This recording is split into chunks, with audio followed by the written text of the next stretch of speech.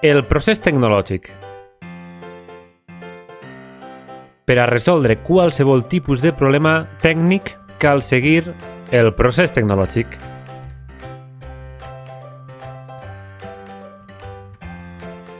Primer pas, descripció i anàlisi de la necessitat o problema.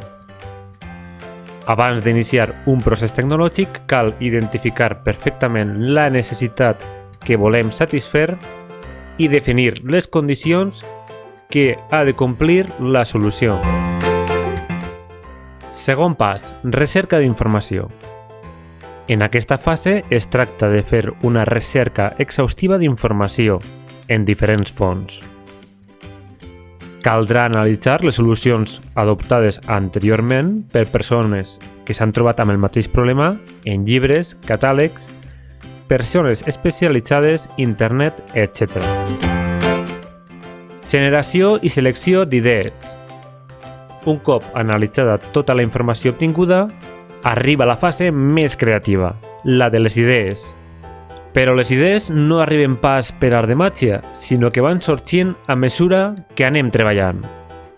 És evident que no totes les idees es podran posar en pràctica i caldrà decidir quina de les idees és més adequada per dur a terme la solució escollida. S'haurà de fer el disseny de l'objecte ideat, dibuixar les diferents parts que el componen, especificar-ne les dimensions, els materials, el cost, el funcionament, etc.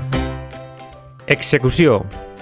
En aquesta part del procés cal dur a terme un seguit d'accions planificades prèviament i ajustades al disseny previst. Per tant, abans de començar la fase d'execució, cal elaborar un pla de treball en què es concreten les tasques que s'han de realitzar i els mitjans necessaris. El pla de treball consisteix a organitzar la fase d'execució de manera que quedi dividida en operacions simples i ordenades per dur a terme les tasques satisfactòriament. I per últim, avaluació. L'avaluació ens permet determinar si el problema ha estat resolt o no. Si no és així, cal repetir tot el procés tecnològic introduint les modificacions necessàries. Per tal de deixar constància del procés utilitzat i dels resultats obtinguts, s'elaborarà una documentació escrita, coneguda amb el nom de memòria. El procés tecnològic.